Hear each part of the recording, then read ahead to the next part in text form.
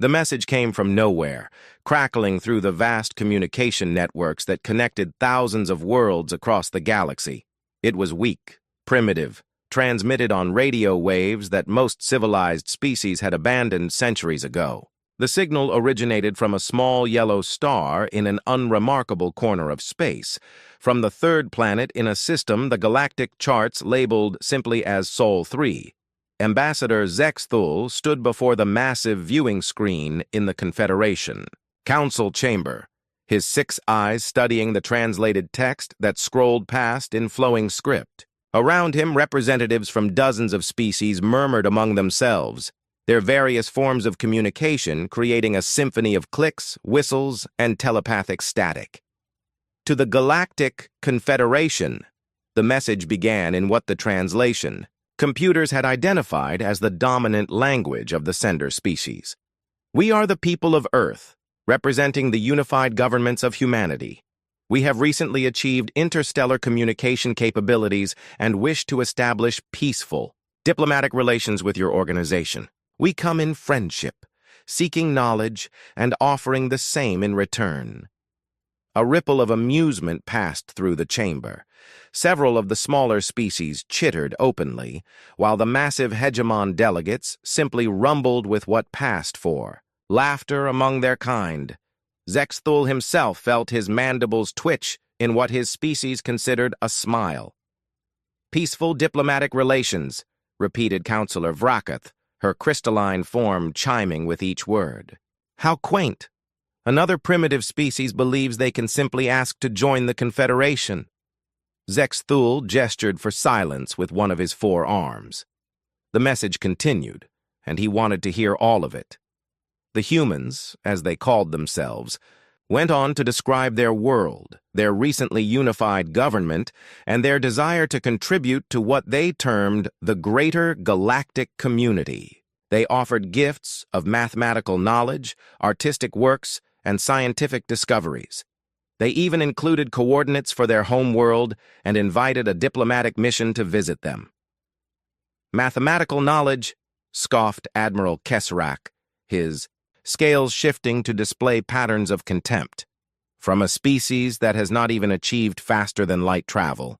What could they possibly know that we do not? The analysis reports appeared on Zexthul's personal display. Sol 3, the planet these humans called Earth, was a single world harboring approximately 8 billion individuals of their species. They had achieved atomic energy and basic spaceflight, putting them at classification level 7th on the Confederation development scale. Most level 7 species were either ignored entirely or absorbed as labor sources after minimal resistance. Their energy output suggests they have discovered nuclear fusion, reported the chief science advisor, a floating jellyfish-like being, whose translator rendered its bioelectric speech into standard Confederation. However, their largest vessels appear to be barely capable of reaching their own planetary satellites. No evidence of energy shields, plasma weapons, or quantum manipulation. More laughter echoed through the chamber. Zexthul examined the tactical assessment.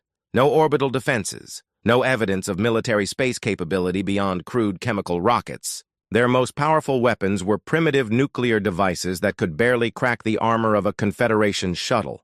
They request an exchange of ambassadors, Zexthul announced, his voice carrying easily through the chamber's acoustics. They offer to receive our delegation with what they call full diplomatic honors, and hope to establish trade agreements and mutual defense pacts. The last phrase sent several species into renewed fits of amusement. Mutual defense pacts with a single-world species that could not even protect their own orbital space. High Counselor Yethnan, the ancient leader of the Confederation, raised one of her many tentacles for attention. Her species had been among the first to achieve interstellar travel, and her personal age was measured in millennia. When she spoke, the entire chamber fell silent. This request amuses the Council, she said, her words carrying the weight of absolute authority. However, the Confederation has always maintained that even the most primitive species deserve consideration. We shall send a diplomatic mission to this Earth. She paused, and Zexthul could see the calculation in her ancient eyes. Of course, we must also assess their potential value to the Confederation. Their population numbers suggest they could provide adequate labor for our mining operations in the outer systems. Their home world may contain resources worthy of exploitation. The decision was unanimous, as Zexthul had expected. The Confederation would dispatch a diplomatic vessel to Sol 3, but not for the reasons the humans hoped. They would assess the species for potential integration as a client state, or, more likely, as a protectorate whose resources and population could be efficiently managed. Ambassador Zexthul, High Counselor Yethnon continued, you will lead this mission. Take the Ascendant Glory and a suitable diplomatic party. Inform these humans of the Confederation's generous offer of protection and guidance. If they prove cooperative, we may allow them to retain some level of self-governance. If not, she did not need to finish the sentence. Everyone in the chamber understood the fate of species that refused Confederation generosity. As the council session ended and the various species began filing out of the chamber, Zexthul reviewed the mission parameters on his personal communicator. The Ascendant Glory was a mid-sized vessel, well-armed but designed for diplomatic functions. Its crew of 300 included representatives from a dozen different Confederation species, each selected for their expertise in dealing with primitive civilizations. The ship's captain, a veteran named Korthan from the militaristic Kralex species, appeared on his display screen. Ambassador, we can depart within 6 standard cycles. The journey to Sol 3 will take approximately 20 days at standard cruise speed. Excellent, Zexthul replied. Ensure our gift storage bays are properly stocked. We will want to impress these humans with demonstrations of our technological superiority. He closed the communication and turned back to the viewing screen, which now displayed a tactical map of the Sol system. Such a small, insignificant star, harboring a species that believed it could simply request membership in an organization that controlled thousands of worlds and countless trillions of beings. The humans' message had included samples of their art and music, which the Cultural Analysis Department had reviewed. Primitive but showing some creativity, the report concluded. Their mathematics were elementary by Confederation standards, though they had managed to discover some basic principles of physics and chemistry. Their literature spoke of concepts like honor, freedom, and self-determination, concepts that would need to be properly managed once they became a Confederation protectorate. Zexthul made his way through the corridors of the council station toward his private quarters. Tomorrow he would begin preparations for what would likely be a very brief diplomatic mission. The humans would be given the standard choice: accept Confederation protection and guidance, or face the consequences of their refusal. In his centuries of diplomatic service, he had never encountered a level 7 species foolish enough to choose the latter option. The message from Earth continued to repeat on a loop, broadcasting their naive hope for peaceful contact into the void. Zexthul almost felt sorry for them. They seemed genuinely enthusiastic about the possibility of joining what they called the galactic community. They had no idea that the galactic community was not a democracy of equals, but a carefully managed hierarchy where each species knew its place. Soon enough, these humans would learn their place as well. The Ascendant Glory dropped out of faster-than-light travel at the edge of the Sol system, its sensors immediately beginning their sweep of the primitive star system. Ambassador Zexthul stood on the bridge, watching as the tactical displays, populated with information about the 9 planets orbiting the small yellow star. Scans confirm the intelligence reports, announced Science Officer Technal, her insectoid form hunched over her console. The 3rd planet shows extensive signs of industrial civilization. Population density appears concentrated in large urban centers. No orbital installations detected beyond primitive communication satellites and a small space station. Captain Korthan examined the tactical readouts with professional interest. Their largest spacecraft appear to be chemical fuel vessels barely capable of reaching their moon. No energy weapons detected, no shield generators. Their most advanced military installations appear to be ground-based missile sites equipped with nuclear warheads. Zexthul nodded approvingly. Everything was exactly as the preliminary reports had indicated. These humans possessed technology that the Confederation had abandoned thousands of years ago. It would be like negotiating with Stone Age primitives. Open. A communication channel, he ordered. Let us announce our arrival. The response came within minutes, transmitted on the same primitive radio frequencies the humans had used for their original message. The voice spoke in their dominant language, which the ship's translators rendered into perfect Confederation. Standard. Unknown vessel. This is Earth Traffic Control. Please identify yourself and state your intentions. This is Ambassador Zexthul of the Galactic Confederation, responding to your invitation for diplomatic contact. We request permission to establish orbit around your world for formal negotiations. The silence stretched for several minutes. Zexthul could imagine the panic and excitement such a message would cause among the humans. First contact with an alien civilization would be the most significant event in their species' history. When the response came, it was in a different voice, older and more formal. Ambassador Zexthul, this is Secretary General Chen Wei of the United Earth Government. On behalf of all humanity, I welcome you to our solar system. We have prepared a reception for your delegation and invite you to meet with our representatives. We are transmitting coordinates for a suitable orbital position. Graciously accepted, Zexthul replied, though his tone carried subtle condescension that he doubted the primitives would detect. 3 hours later, a small human shuttle approached the Ascendant Glory. The vessel was laughably crude, using chemical, rockets for propulsion, and metal plating for protection. Zexthul watched from the observation deck as it docked with their ship, marveling at how the humans had managed to achieve even this level of technology. The airlock opened, and the human delegation entered. Zexthul had seen images of the species in the preliminary files, but seeing them in person was still amusing.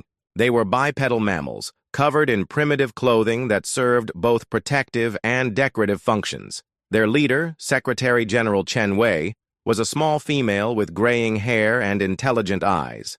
Ambassador Zexthul, she said, bowing slightly in what was apparently a human gesture of respect. Thank you for accepting our invitation. This is truly a historic moment for our species. Indeed, Zexthul replied, towering over the human delegation with his 2-meter height and 4 arms. The Confederation is always pleased to make contact with developing civilizations. The word developing was carefully chosen. In Confederation terminology, it was one step above primitive and several steps below civilized. The humans had brought gifts, as their original message had promised. They presented mathematical proofs, samples of their art and literature, recordings of their music, and examples of their scientific achievements. Secretary General Chen spoke passionately about human culture, their diversity of languages and customs, their history of overcoming conflicts to achieve unity. We have recently established a unified planetary government, she explained, gesturing to holographic displays the humans had somehow managed to create despite their technological limitations. For the first time in our history, all nations of Earth speak with one voice. We believe this positions us to be productive members of the galactic community. The alien delegation exchanged glances that the humans likely could not interpret. Cultural Officer Vexith, whose species communicated primarily through color changes in their skin, was practically glowing with amusement. The humans thought their planetary unification was an achievement worthy of note, when most Confederation species had unified their homeworlds before achieving interstellar travel. Your accomplishments are remarkable, Zexthul said, accepting a small sculpture that apparently represented some aspect of human artistic expression. However, I should explain how the Confederation typically handles integration of new species. He activated his personal holographic projector, showing images of Confederation space. Thousands of star systems appeared in the display, connected by trade routes, and communication networks. The Confederation encompasses over 10,000 inhabited worlds, he began, noting how the human's eyes widened at the scope of galactic civilization. We maintain order and prosperity through a carefully structured system. Each member species contributes according to their abilities and receives protection and guidance according to their needs.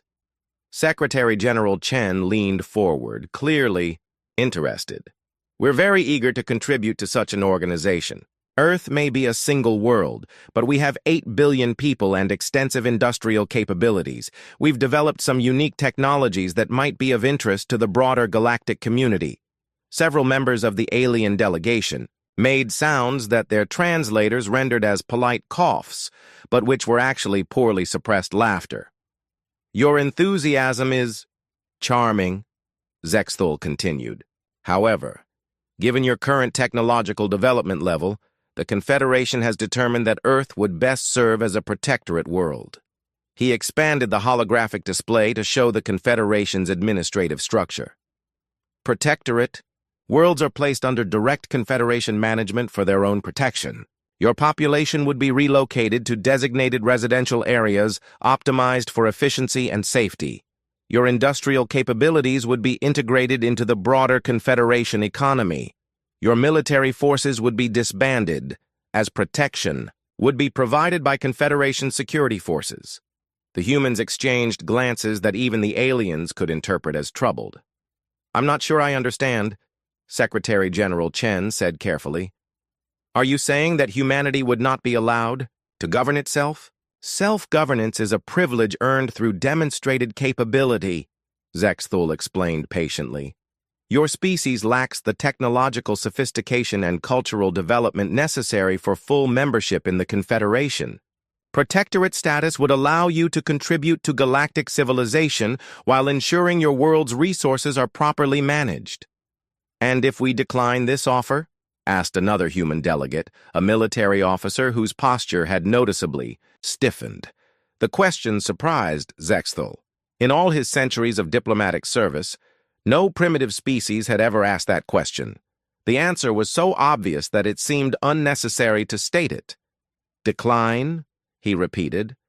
I'm afraid I don't. Understand, the Confederation's protection is not optional for worlds within our sphere of influence. Your system falls clearly within Confederation space. Secretary General Chen stood slowly, her small frame somehow managing to project dignity, despite being surrounded by beings who could easily overpower her. Ambassador Zexthul, she said, her voice carrying a firmness that seemed incongruous with her species' primitive technology. I'm afraid that proposal is unacceptable. We respectfully decline your offer of protectorate status. Humanity will remain a free and independent species. The silence that followed her words was absolute. Every alien in the room stared at the small human female who had just done something that no one in the Confederation had seen before. A primitive species had refused their generous offer of protection and management. Zexthul's mandibles twitched, in what might have been amusement or disbelief. I believe there has been a misunderstanding. Perhaps your translation systems are malfunctioning. The Confederation's offer is not a negotiation. It is an inevitability. Our translation systems are working perfectly, Secretary General Chen replied. And our answer remains the same. We appreciate your visit, but humanity chooses to remain independent. We hope you will respect our decision. For the first time in his diplomatic career, Ambassador Zexthul found himself genuinely speechless. Ambassador Zexthul stared at the small human female for several long moments, his 4 eyes blinking in sequence as his mind processed what he had just heard.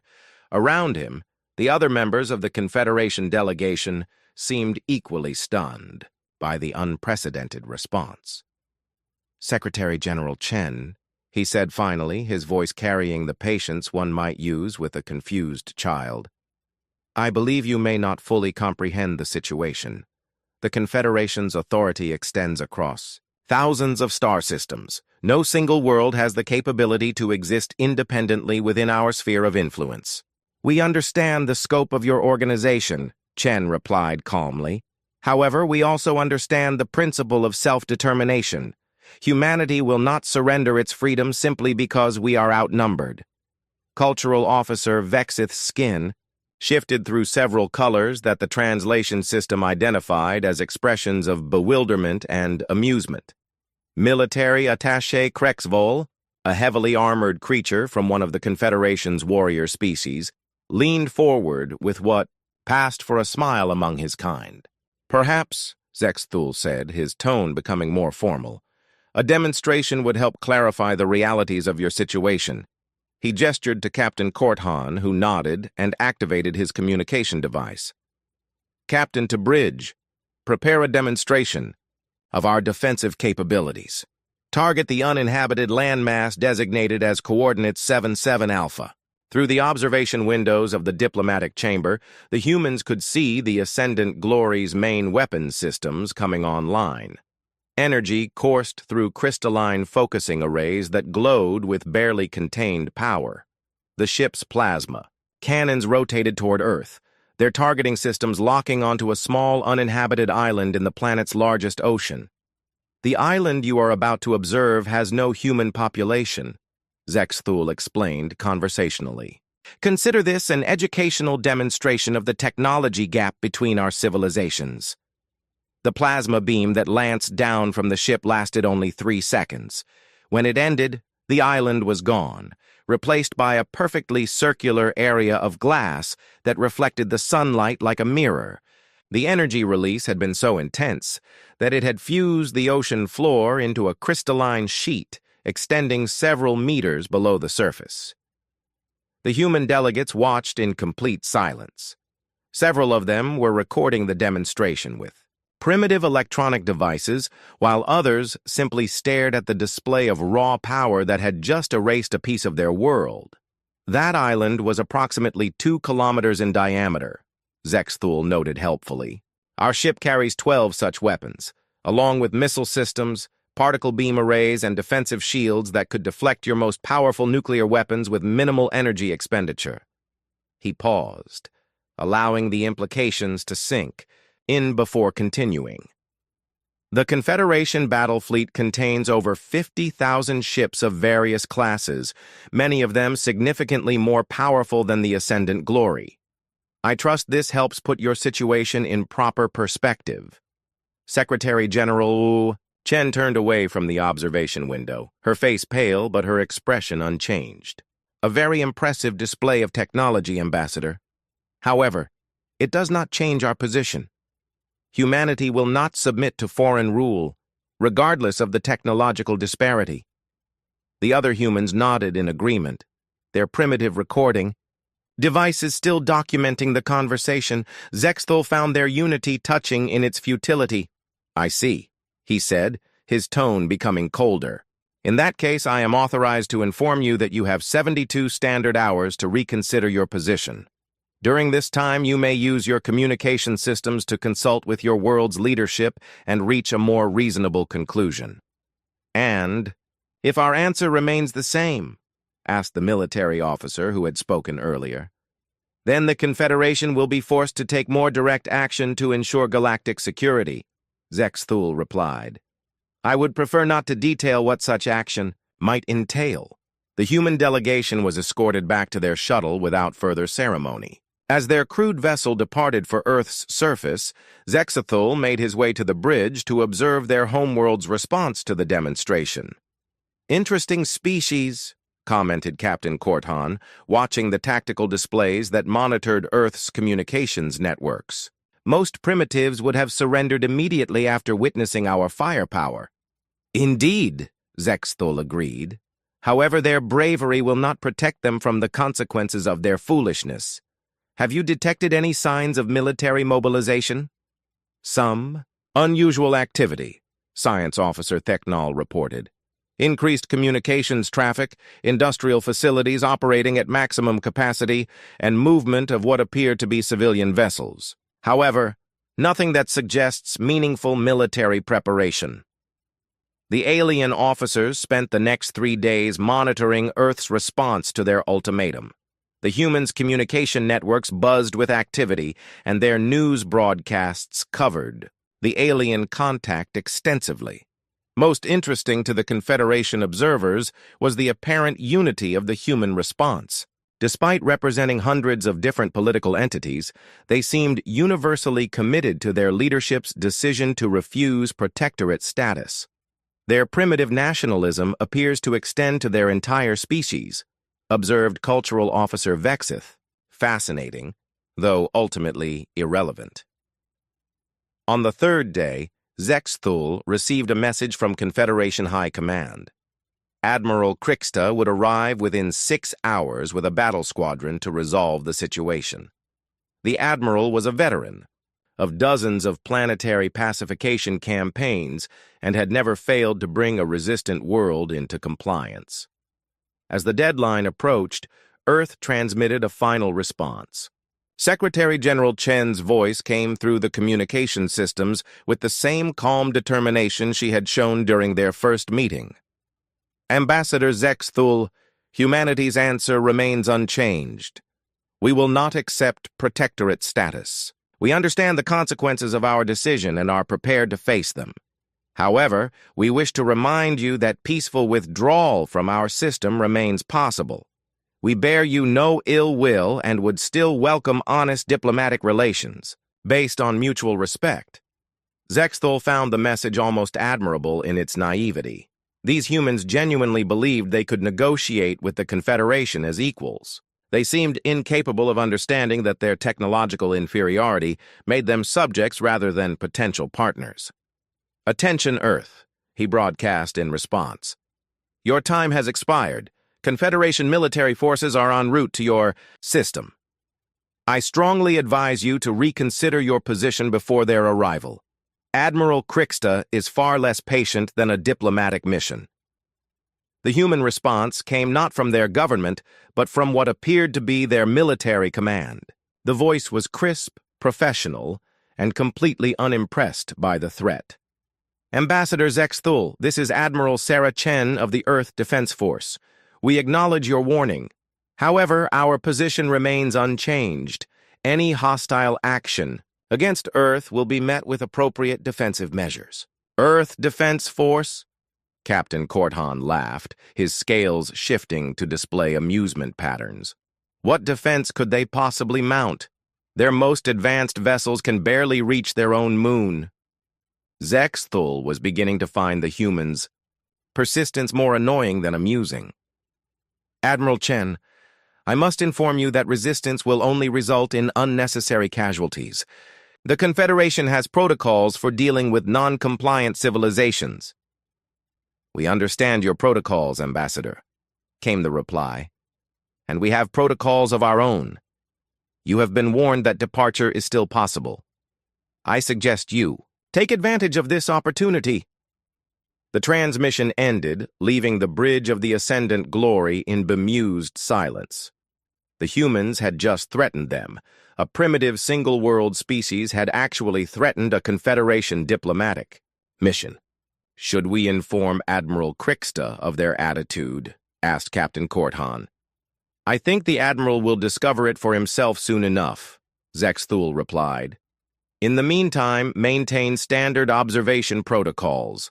I want to document everything that happens when the squadron arrives. This will make an interesting case study in primitive psychology." As he spoke, long-range sensors detected the approaching Confederation battle squadron dropping out of faster-than-light travel at the system's edge. 12 ships, including Admiral Kriksta's flagship, the Inevitable Conquest. More than enough. Firepower to reduce Earth's surface to molten slag if necessary. The humans were about to learn why resistance to the Confederation was not just futile, but literally unthinkable. The Confederation battle squadron emerged from faster-than-light travel in perfect formation. 12 warships arranged in a combat spread that had been perfected over thousands of military campaigns. At the center of the formation flew the Inevitable Conquest, Admiral Kriksta's flagship, its hull scarred from dozens of planetary pacification operations. Admiral Kriksta stood on his command bridge, surveying the primitive star system through the main viewing screen. His species, the Kralex, had evolved from pack hunters, and his predatory instincts made him particularly effective at suppressing rebellious worlds. His massive frame, covered in chitinous armor plating, moved with surprising grace as he studied. The tactical displays. "Report," he commanded, his voice carrying the authority of someone who had never failed to complete a mission. "System scan complete, Admiral," responded his tactical officer. "Single inhabited world, third planet from the star. Population approximately 8 billion. No orbital defenses detected. No fleet formations in system beyond the diplomatic vessel. Ascendant glory. What about their military capabilities? Primitive nuclear weapons, chemical fuel rockets, and basic industrial infrastructure. Their most advanced combat vehicles appear to be atmospheric aircraft using jet propulsion. No energy weapons, no shield technology, no faster-than-light. Capability. Admiral Krixta's mandibles clicked in satisfaction. Another routine operation. His squadron could reduce this world to rubble in a matter of hours if necessary, though he preferred to achieve compliance through overwhelming displays of force rather than actual destruction. Dead populations produced no resources and served no useful purpose.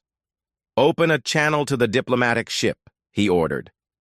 Ambassador Zextul's image appeared on the communication screen, his 4 arms gesturing in greeting. "Admiral Krixta, welcome to the Sol system. I trust your journey was uneventful." "Report on the situation, Ambassador."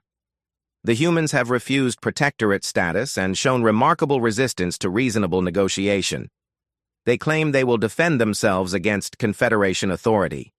Admiral Krixta's laugh was a sound like grinding metal. "Defend themselves? With what? Our scans show no meaningful military capability." "Indeed.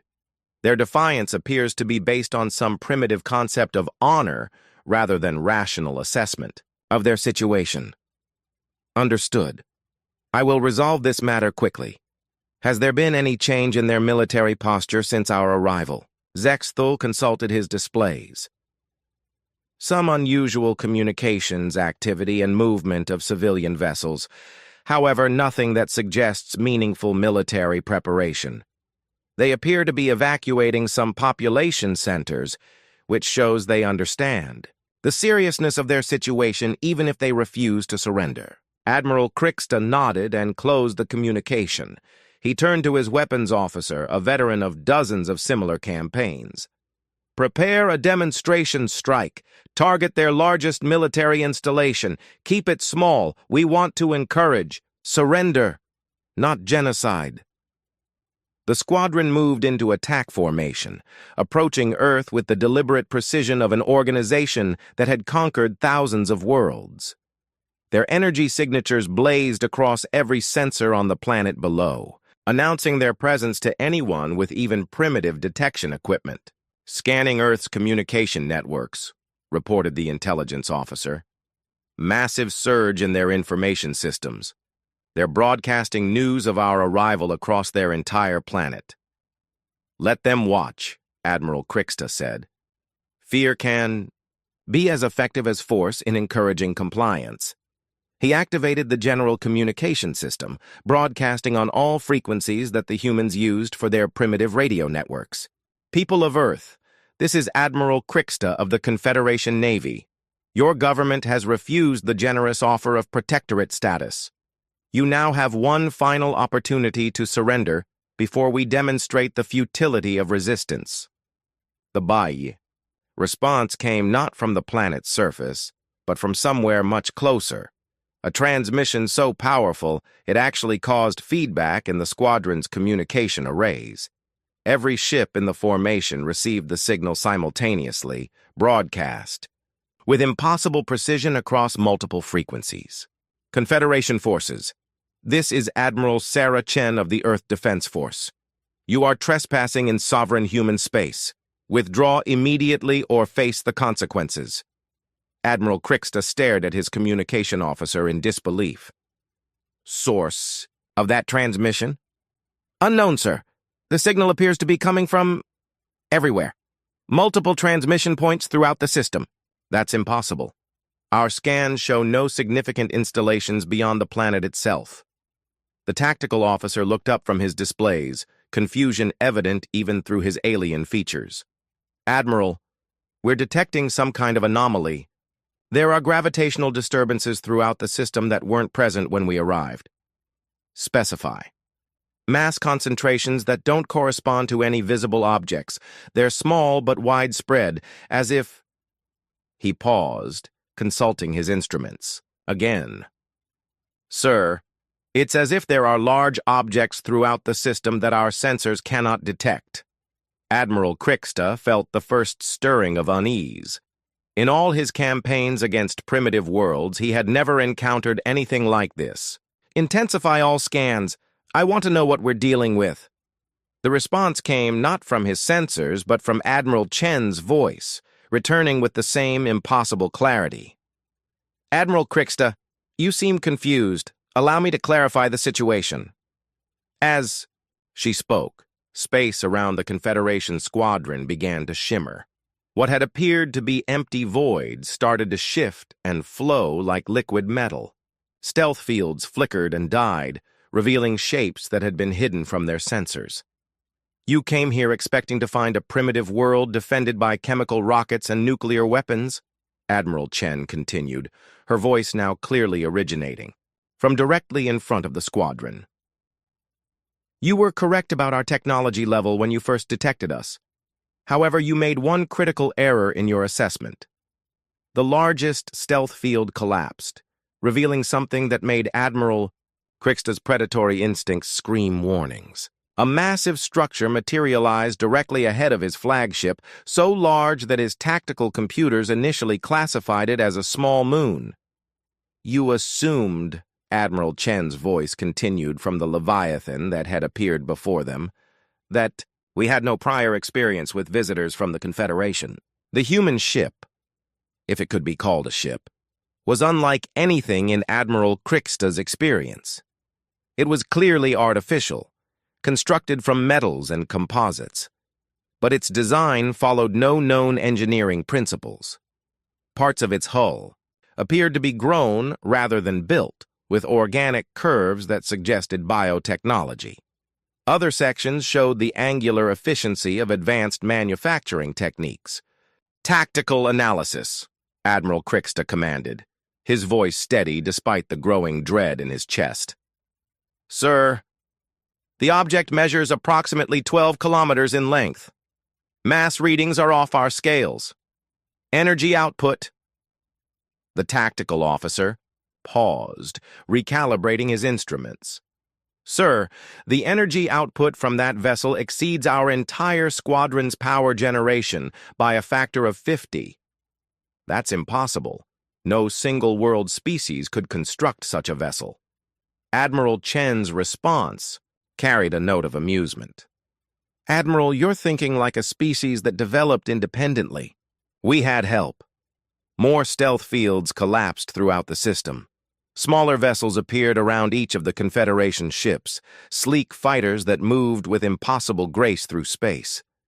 Defense platforms materialized near Earth's orbit, their weapon arrays tracking the squadron with mechanical precision.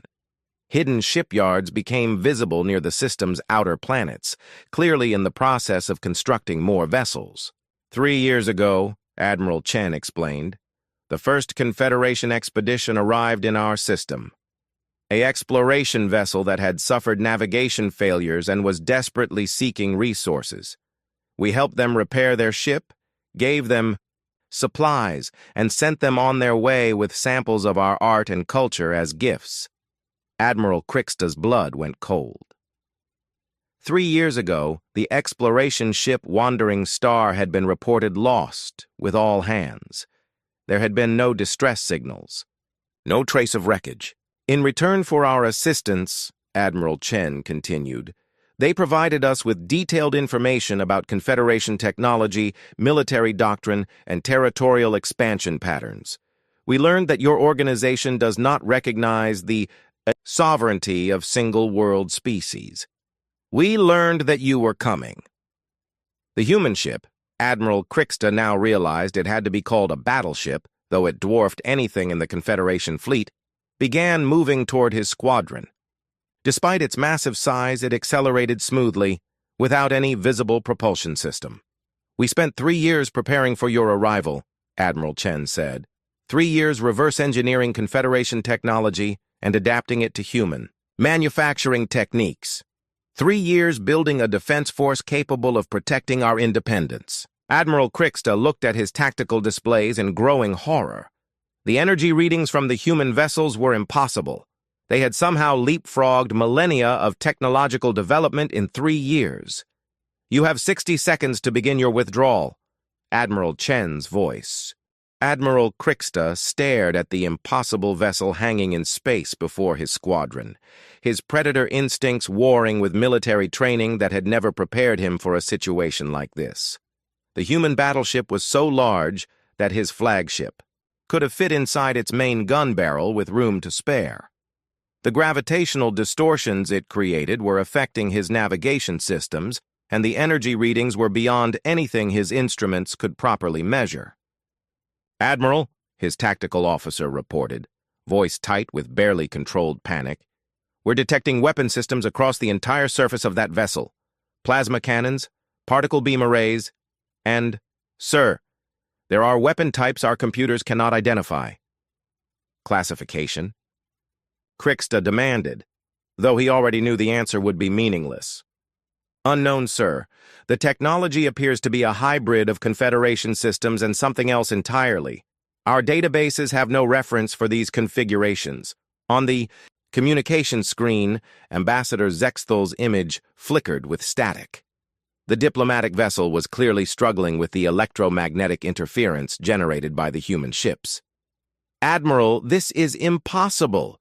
Our intelligence reports indicated a primitive civilization with no space-based military capability." "Your intelligence was 3 years out of date," Admiral Kriksta replied grimly. He opened a channel to Admiral Chen. "Admiral Chen, I am prepared to discuss terms for our withdrawal."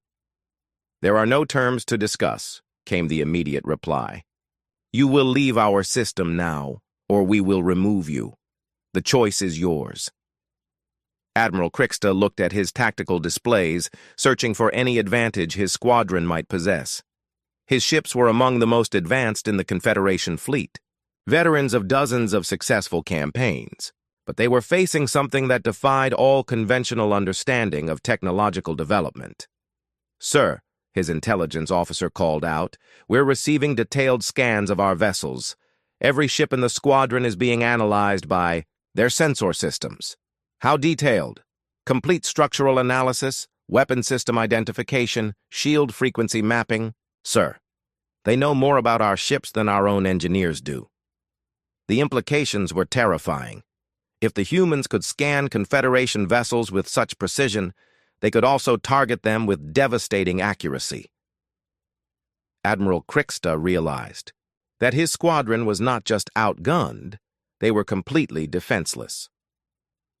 "Admiral," Admiral Chen's voice returned, "your vessels are impressive examples of Confederation engineering. The inevitable conquest is particularly well designed. Those plasma cannons could probably crack a small moon given enough time." The casual assessment of his flagship's capabilities sent chills through Admiral Kriksta's scaled hide. The humans were discussing his weapons as if they were toys.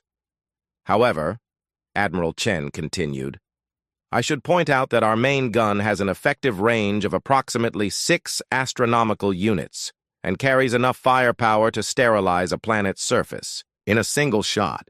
Your shields would stop it for roughly 3 microseconds. To demonstrate her point, one of the smaller weapon arrays on the human battleship briefly activated.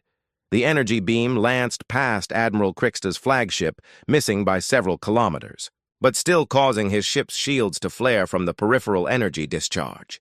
The beam continued into space, striking an asteroid in the system's outer reaches and converting it to superheated plasma in an instant. "That was our point defense system," Admiral Chen noted helpfully.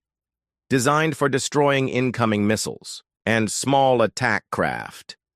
Admiral Kriksta's weapons officer looked up from his console, his face pale. "Sir, That single shot carried more energy than our main batteries combined, and they have hundreds of similar weapons across their hull. The Admiral finally understood the true scope of his predicament. The humans had not just built a larger ship, they had fundamentally advanced beyond Confederation technology. Somehow, in 3 years, they had achieved what it had taken his civilization millennia to develop. How? He transmitted, his voice carrying genuine bewilderment. How did you accomplish this in such a short time? The same way humanity has always accomplished the impossible, Admiral Chen replied. We adapted. When we learned about the Confederation's expansion patterns, we realized we had 2 choices, submit or evolve. We chose evolution. Images appeared on Admiral Kriksta's screens, transmitted from the human vessel. They showed massive construction facilities hidden throughout the Sol system, automated shipyards that built components in space, and industrial complexes that had been concealed beneath the surfaces of airless moons. We had advantages you couldn't have anticipated, Admiral Chen continued. First, we had complete technical specifications of your technology, provided by your own people. Second, we had something you don't, 8 billion individuals all working toward the same goal. Third, we had motivation you cannot understand, the absolute refusal to surrender our freedom. More images flowed across the communication link. Human workers and automated systems laboring around the clock, converting entire asteroids into raw materials, building the hidden fleet that now surrounded the Confederation squadron. We built this ship in 72 hours, Admiral Chen revealed. From the moment your ambassador delivered his ultimatum to the moment you arrived, we were constructing the UES Indomitable. Every industrial facility on Earth and throughout our system worked continuously to complete it in time. Admiral Kriksta's mind reeled. Building a ship of this magnitude in 72 hours should have been physically impossible, even with advanced nanotechnology. The coordination required, the resource management, the sheer scale of the operation. Your species, he said slowly, is not what our intelligence reports indicated. No, Admiral Chen agreed. We're not. You see, Admiral, you made the same mistake that every aggressive civilization makes. You assumed that technological superiority equals invincibility.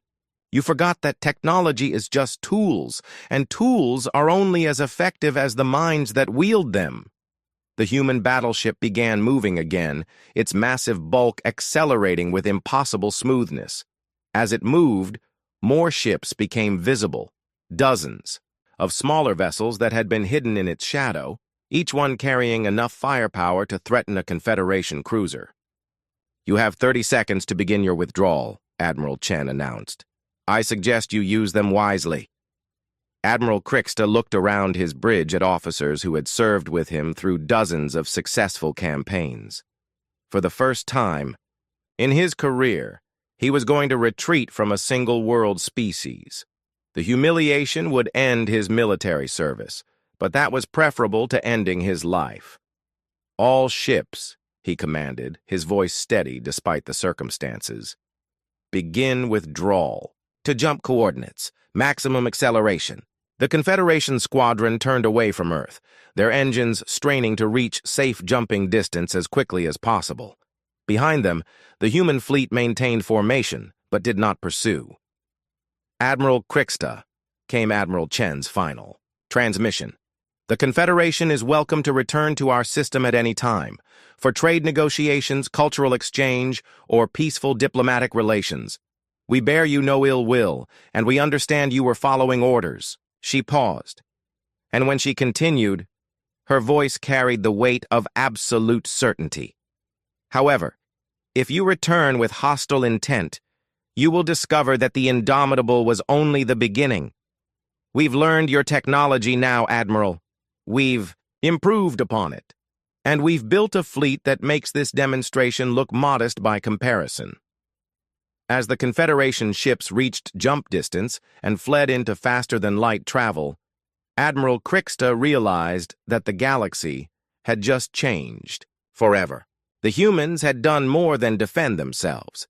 They had announced that the age of Confederation expansion was over. Behind them, the human fleet settled back into concealment around their homeworld, ready to defend the principle that had driven their impossible achievement, the simple idea that freedom was worth any price and any sacrifice to preserve. The last transmission from Earth followed the retreating squadron into hyperspace, Admiral Chen's voice carrying a message that would soon echo throughout Confederation space. The next time anyone suggests that diplomacy is weakness, remind them that we tried diplomacy first. We prefer it to the alternatives.